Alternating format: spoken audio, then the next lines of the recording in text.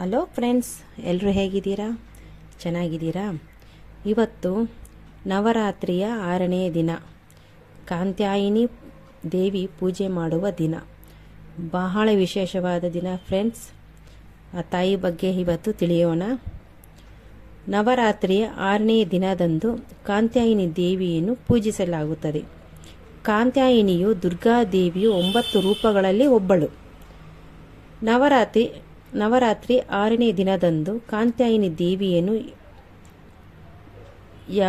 ಯಾವ ರೀತಿಯಲ್ಲಿ ಪೂಜೆ ವಿಧಾನ, ಮಂತ್ರ, ಕತೆ ತಿಳಿಯೋಣ ಫ್ರೆಂಡ್ಸ್. ಶಾರದೀಯ ನವರಾತ್ರಿಯ 6ನೇ ದಿನದಂದು ತಾಯಿ ಕಾತ್ಯಾಯಿನಿಯನ್ನು ಶಾಸ್ತ್ರೋಕ್ತವಾಗಿ ಪೂಜಿಸಲಾಗುತ್ತದೆ. ಅಲ್ಲದೆ ಆಕೆಗಾಗಿ ಉಪವಾಸವನ್ನು ಆಚರಿಸಲಾಗುತ್ತೆ. ಸನಾತನ ಗ್ರಂಥಗಳಲ್ಲಿ ತಾಯಿ ಕಾತ್ಯಾಯಿನಿಯು ಮಹಿಮೆಯನ್ನು ವಿವರವಾಗಿ ವಿವರಿಸಲಾಗಿದೆ.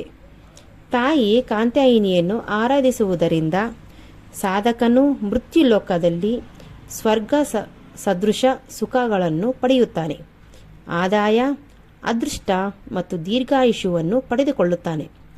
ತಾಯಿ ತನ್ನ ಭಕ್ತರ ಮೇಲೆ ವಿಶೇಷ ಅನುಗ್ರಹವನ್ನು ನೀಡುತ್ತಾಳೆ. ಆಕೆಯ ಅನುಗ್ರಹದಿಂದ ಸಾಧಕನ ಜೀವನದಲ್ಲಿ ಐಶ್ವರ್ಯವೆಂಬುವ ಮನೆ ಮಾಡಿರುತ್ತದೆ. ಆದ್ದರಿಂದ ಭಕ್ತರು ಕಾತ್ಯಾಯಿನಿ ಮಾತೆಯನ್ನು ಭಕ್ತಿಯಿಂದ ಪೂಜಿಸುತ್ತಾರೆ. ನೀವು ಸಹ ತಾಯಿ ಕಾತ್ಯಾಯಿನಿಯ ಆಶೀರ್ವಾದದ ಭಾಗವಾಗಲು ಬಯಸಿದರೆ ನವರಾತ್ರಿಯ 6ನೇ ದಿನ ಕಾತ್ಯಾಯಿನಿ ದೇವಿಯನ್ನು ಹೀಗೆ ಪೂಜಿಸಿ.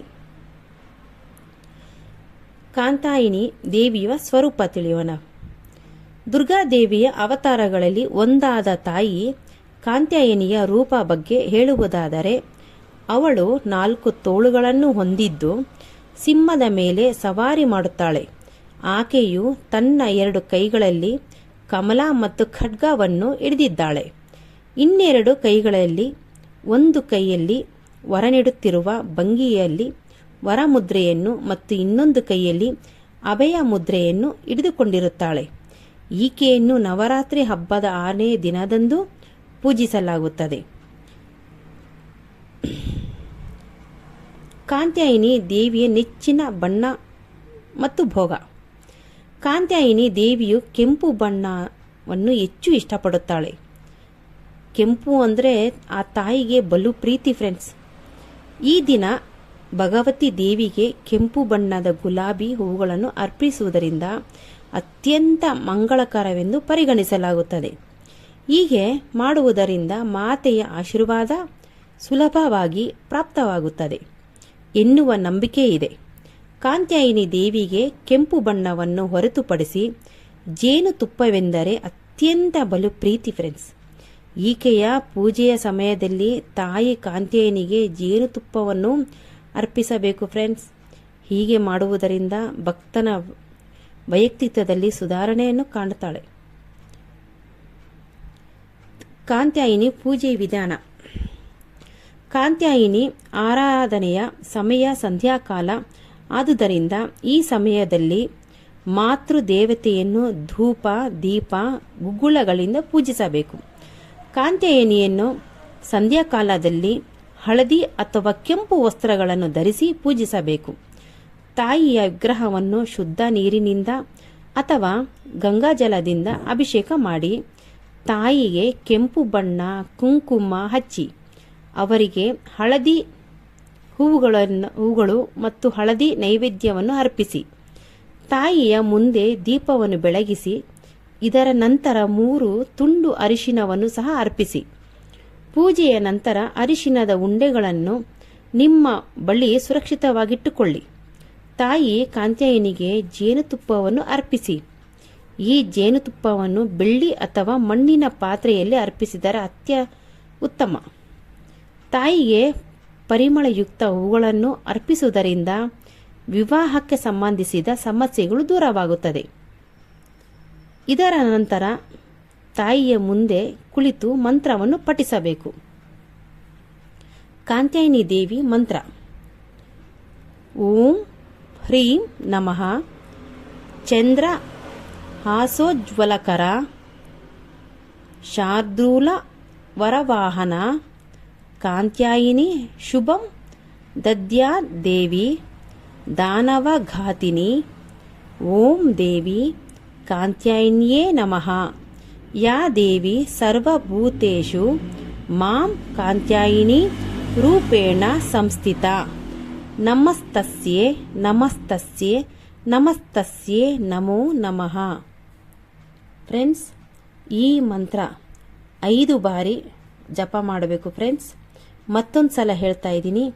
ಕಾಂತ್ಯಾಯಿನಿ ದೇವಿ ಮಂತ್ರ ಓಂ ಹ್ರೀಂ ನಮಃ ಚಂದ್ರ ಹಾಸೋಜ್ವಲಕರ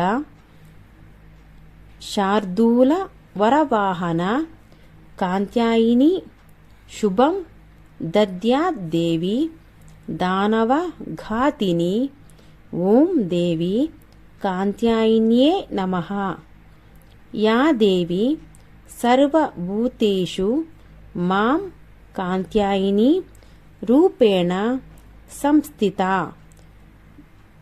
ನಮಸ್ತಸ್ಯೆ ನಮಸ್ತಸ್ಯೆ ನಮಸ್ತಸ್ಯೆ ನಮೋ ನಮಃ. ಕಾಂತ್ಯಾಯಿನಿ ದೇವಿ ಕತೆ ಕೇಳೋಣ ಫ್ರೆಂಡ್ಸ್. ಧಾರ್ಮಿಕ ಪುರಾಣಗಳ ಪ್ರಕಾರ ದೇವತೆಗಳ ಸಂಯೋಜಿತ ಶಕ್ತಿಗಳಿಂದ ಕಾಂತ್ಯಾಯಿನಿಯು ಪ್ರಕಟಗೊಳ್ಳುವುದರ ಮೂಲಕ ಮಹಿಷಾಸುರ ಎಂಬ ರಾಕ್ಷಸನನ್ನು ವಧಿಸಲು ಭೂಮಿಗೆ ಇಳಿದಳು. ಹಿಂದೂ ಧರ್ಮದಲ್ಲಿ ಮಹಿಷಾಸುರನ ಶಕ್ತಿಯುತ ಅರ್ಧ ಮಾನವ ಅರ್ಧ ಎಮ್ಮೆ ರಾಕ್ಷಸನಾಗಿದ್ದನು. ಅವನು ತನ್ನ ಆಕಾರವನ್ನು ಬದಲಾಯಿಸುವ ಸಾಮರ್ಥ್ಯವನ್ನು ಕೆಟ್ಟ ಕಾರ್ಯಕ್ಕಾಗಿ ಬಳಸಿದನು. ಅವನ ಕಿರುಕುಳದಿಂದ ಕೋಪಗೊಂಡ ಎಲ್ಲ ದೇವರುಗಳು ಕಾಂತ್ಯಾಯಿನಿಯನ್ನು ಸೃಷ್ಟಿಸಲು ತಮ್ಮ ಶಕ್ತಿಯನ್ನು ಒಂದುಗೂಡಿಸಿದರು. ಇದರಿಂದ ಕಾಂತ್ಯಾಯಿನಿ ದೇವಿಯು ಮಹಿಷಾಸುರನ್ನು ಸಂಹಾರ ಮಾಡಿದಳು. ಇದೇ ಫ್ರೆಂಡ್ಸ್ ಆ ತಾಯಿಯ ಕತೆ. ನಿಮ್ಮೆಲ್ಲರಿಗೂ ಒಳ್ಳೆಯದಾಗಲಿ. ತಾಯಿಯ ಪೂಜೆ ಮಾಡಿ ಆ ತಾಯಿ ಕರುಣೆ ನಿಮ್ಮೆಲ್ಲರಿಗೂ ಬರಲಿ. ಆ ತಾಯಿ ಕೆಂಪು ತುಂಬ ಇಷ್ಟ ಫ್ರೆಂಡ್ಸ್. ಗುಲಾಬಿ ಹೂವಿನಿಂದ ಪೂಜೆ ಮಾಡಿ ಜೇನುತುಪ್ಪ ಅರ್ಪಿಸಿ ಪೂಜೆ ಮಾಡಿ ಫ್ರೆಂಡ್ಸ್. ಎಲ್ಲರೂ ಹೊಸ್ದಾಗಿ ಯಾರ್ಯಾರು ಬಂದಿದ್ದೀರಾ ಅವರೆಲ್ಲರೂ ಸಬ್ಸ್ಕ್ರೈಬ್ ಮಾಡ್ಕೊಳ್ಳಿ. ನಮ್ಮ ಚಾನಲ್ ಸಪೋರ್ಟ್ ಮಾಡಿ, ಬೆಲ್ ಬಟನ್ ಒತ್ತಿ ಇದೇ ರೀತಿ ಸಪೋರ್ಟ್ ಮಾಡಿ ಫ್ರೆಂಡ್ಸ್. ಓಂ ಶ್ರೀ ಮಾತ್ರೇ ನಮಃ. ಎಲ್ರಿಗೂ ಒಳ್ಳೆಯದಾಗಲಿ. ಮತ್ತೊಂದು ಸಲ ಮೂಲ ಮಂತ್ರ ಹೇಳ್ತಾ ಇದ್ದೀನಿ ಫ್ರೆಂಡ್ಸ್. ಓಂ ಹ್ರೀಂ ದುಂ ದುರ್ಗಾಯೇ ನಮಃ ಅಥವಾ ಓಂ ದುಂ ದುರ್ಗಾಯೇ ನಮಃ. ಈ ಮಂತ್ರ ಕೂಡ ಸುಲಭವಾಗಿ 108 ಸಲ ಜಪ ಮಾಡ್ಕೋಬೋದು ಫ್ರೆಂಡ್ಸ್. ಇದು ಸರ್ವೇ ಸಾಮಾನ್ಯ ಮಂತ್ರ. ಇದು ಬಾಯಿಗೆ ಸುಲಭವಾಗಿ ಬರುತ್ತೆ ಫ್ರೆಂಡ್ಸ್. ಎಲ್ಲ ಹೇಳ್ಕೊಳ್ಳಿ. ಒಳ್ಳೆಯದಾಗಲಿ. Bye friends.